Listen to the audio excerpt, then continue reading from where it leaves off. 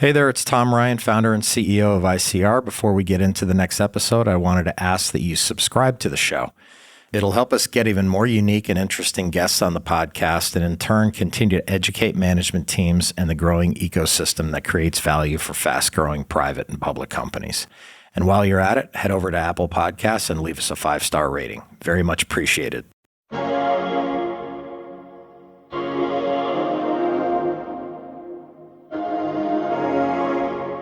This is a period of uncertainty, but if you have built a track record of credibility, if you have been transparent with investors, no smoke and mirrors. I always say investors hate smoke and mirrors, right? Don't try to spin things. Tell people what it is. And look, if there are challenges, and in most cases, the challenges that we're talking about are not going to be unique to one particular company. They're being felt across the industry. And so in some ways, people expect to hear about them, but be credible when you're talking about them. Periods of dislocation can be challenging, but they also create lots of opportunity, and an experienced guide can help point you in the right direction.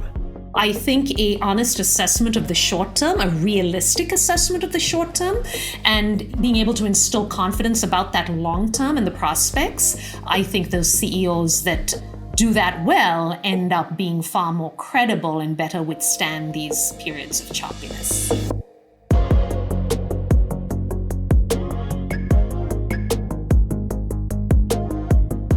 Being a public company can be hard.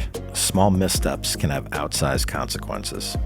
I'm Tom Ryan, founder and CEO of ICR, and over the last 20 years, we've helped thousands of companies understand and navigate the stock market and the media. We'll demystify these and other increasingly complex stakeholder groups so you can focus on what you do best, building your company and unlocking your true potential. This is Welcome to the Arena. This week, we're going to do something a little bit different. We're bringing you the first installment of a new mini-series, ICR Industry Reports. In addition to our usual guests, we'll profile some of ICR's leading industry experts who will share what they currently see in the market. The hope is that these bite-sized segments can tease out useful information to help you better understand certain industries. And I hope you enjoy getting to know some of the folks here at ICR, many of who have been immersed in their sectors for more than 2 decades. First up is Farah Soi, partner in ICR's Consumer, Retail, and Digital Commerce Group. Since joining in 2010, Farah has helped companies in this sector, from mature public companies to private entities going public, and she helps them with their investor communications needs. Prior to ICR, Farah spent 6 years at the hedge fund Fine Capital Partners and was an associate VP at Citigroup Asset Management. I spoke with Farah about the trends she's observed in her space as they relate to COVID-19, inflation, and rapidly escalating geopolitical events, and how her clients are succeeding at telling their ESG stories. Let's enter the arena with Farah Soi.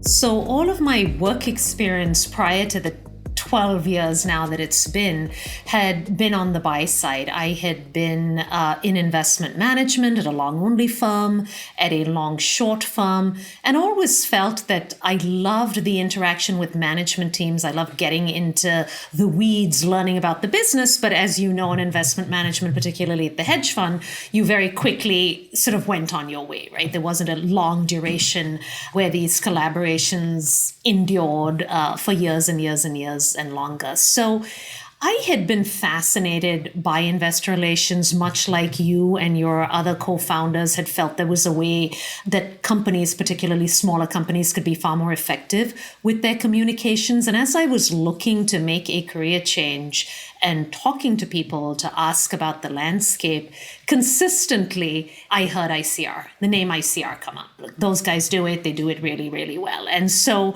that's how I found you all. Early 2010, I started having conversations with ICR and then joined the company in the fall and have not looked back, because leave aside the cultural fit and the people, which is hugely important, but I just think the background, what we do for clients, which is the practice that I work in is investor relations, work in the consumer, retail, digital commerce vertical, that lens, that investor lens has been so useful, and I think clients have appreciated it. We're uniquely positioned to help craft or give them feedback on communications that are targeted to the audience that we were, right? That in a nutshell is why I believe we are good at what we do and why our clients value what we do. So it was the investment management background that I had before joining the firm. I would always go in to meet with CEOs and I'd say, listen, you have like a thorny issue in front of you that you have to communicate to investors. I'd say, you're sitting around the table figuring out how to do it. Who in the room has ever worked on Wall Street as an analyst or a portfolio manager? And the answer is invariably nobody. And so that's really where the expertise comes in. Talk about the group that you're in at ICR broadly, Farah, and what kind of companies is your team involved in? So it's consumer, retail, and digital commerce, and I love it. I mean, we're all familiar with brands. We use a lot of these products every single day, whether it's flooring for your home or floor and decor, whether it's stocking stuffers for your kids at Christmas at a Five Below. I mean, name it. We have soft lines, apparel, footwear companies, hard lines, broad lines, auto companies. It runs the gamut, and it's fascinating. I'm sure everyone is shopping far more online. Whatever you were doing pre-pandemic, you're doing even more of that now in terms of online shopping, or maybe less of that now if we finally have had the worst of the pandemic-related disruption behind us. But, digital commerce companies as well. A lot of DTC brands, that levels the playing field, and a lot of interesting developments and companies there as well. So it's not just traditional retail, which is why we're called consumer retail digital commerce versus 10, 15 years ago when it would have been largely retail.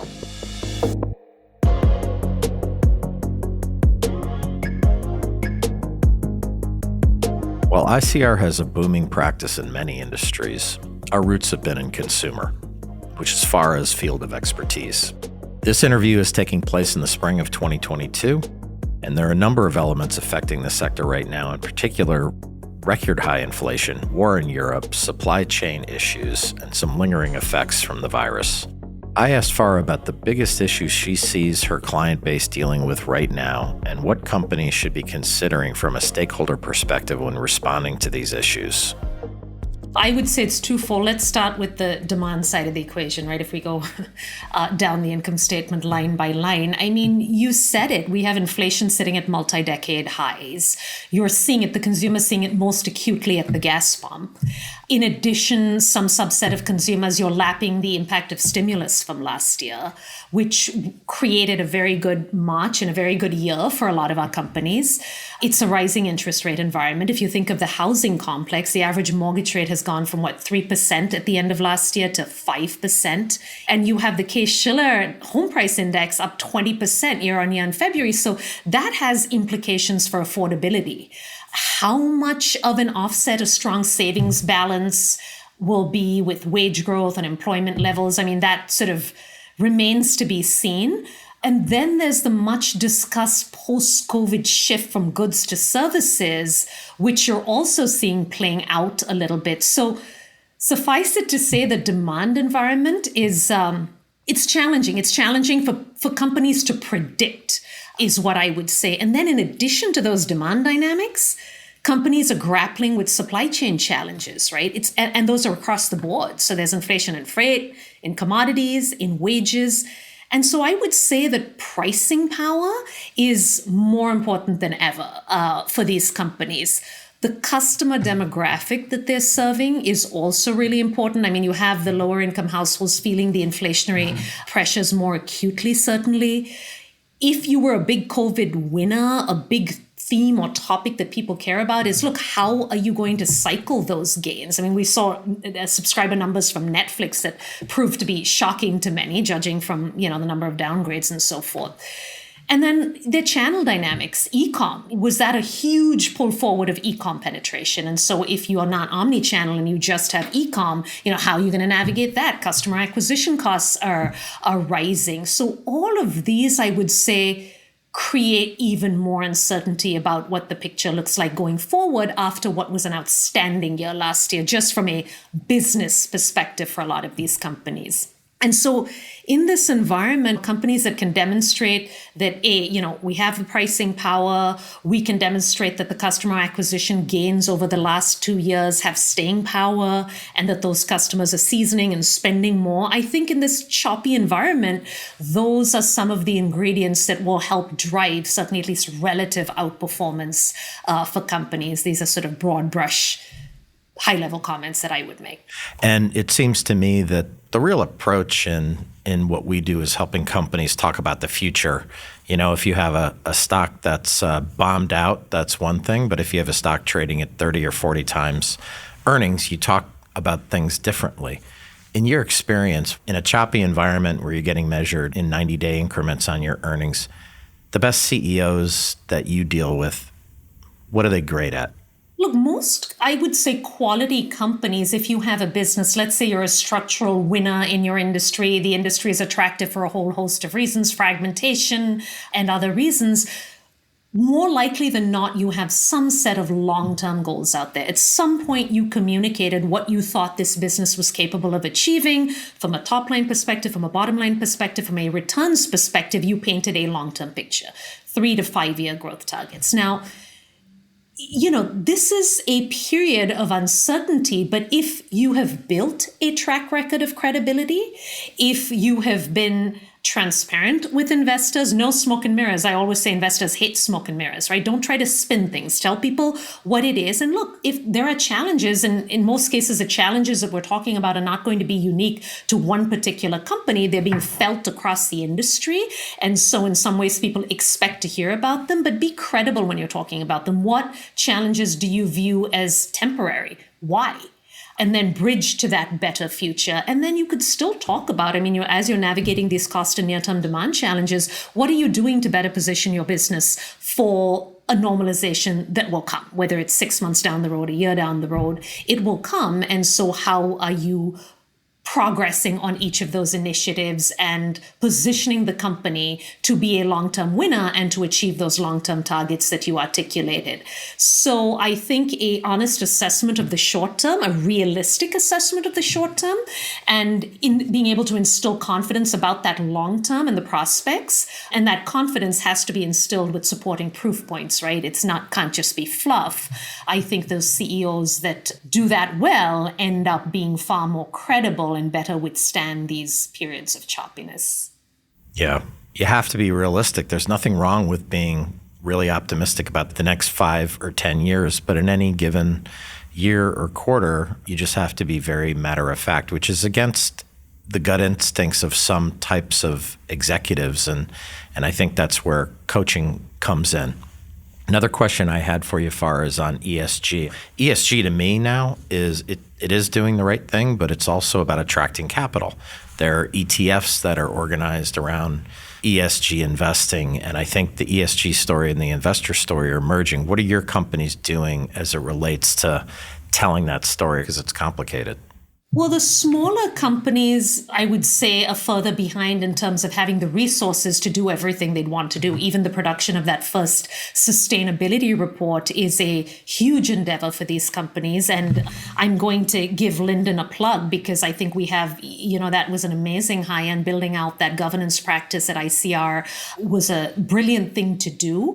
That would be Lyndon Park, head of ICR's Governance Solutions Group. You may remember hearing from him on a previous episode of Welcome to the Arena.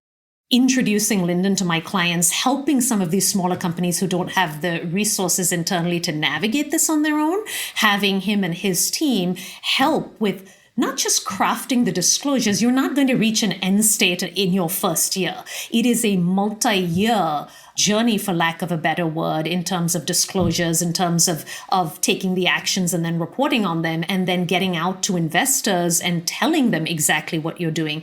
While the lines are blurring, some companies, ESG is there. If you're in the resale business, we have a furniture company, Lovesac. That's core to who they are. Absent that, if it's not core to the company, it's still not being discussed as much on earnings calls in our sector as you would see in other sectors, a little bit more at analyst days, but I fully expect that will change. Companies will say more about it as they're doing more about it and as they have made strides developing the supporting disclosures. I think smaller companies, to your point, they look at Coca-Cola and JP Morgan and these huge mega caps who can spend, millions of dollars on glossy reports for ESG. The thing is, it's really just about creating targets over a long period of time and hitting those targets. It's no different than a financial target. People don't expect you to be a superstar in something when you're just moving forwards. One thing, Farah, I know you'll agree, Wall Street loves to see businesses like in a certain box. Some group is either in favor or it's out of favor.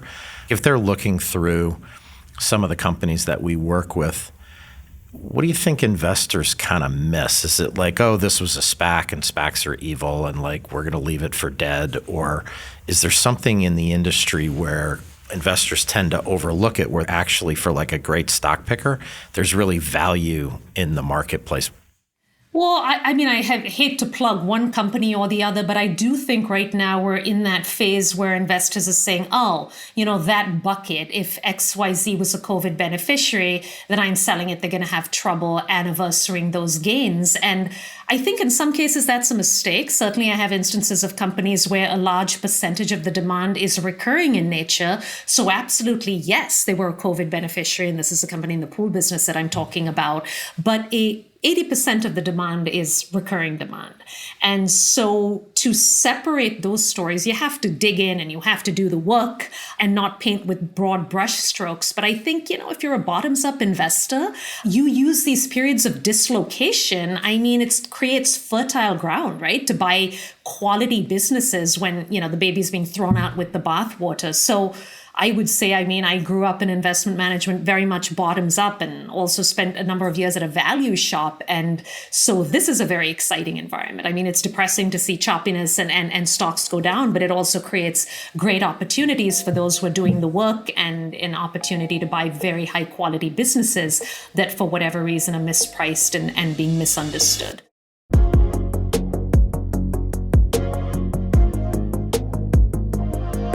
Times of dislocation can be an opportunity for companies to seek out new shareholders and re-energize, if not reinvent, their narrative.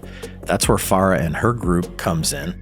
They can be candid with management teams about their strengths and weaknesses, push them to scrutinize how they talk about their business, and help them unlock equity value through transparent, conservative, and integrated communications across all stakeholders.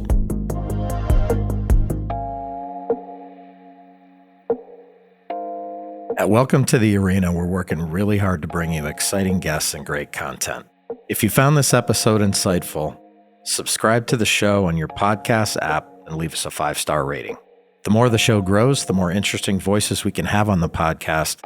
And in turn, that should demystify a lot of the stakeholders around public companies and soon-to-be public companies. Thanks for listening.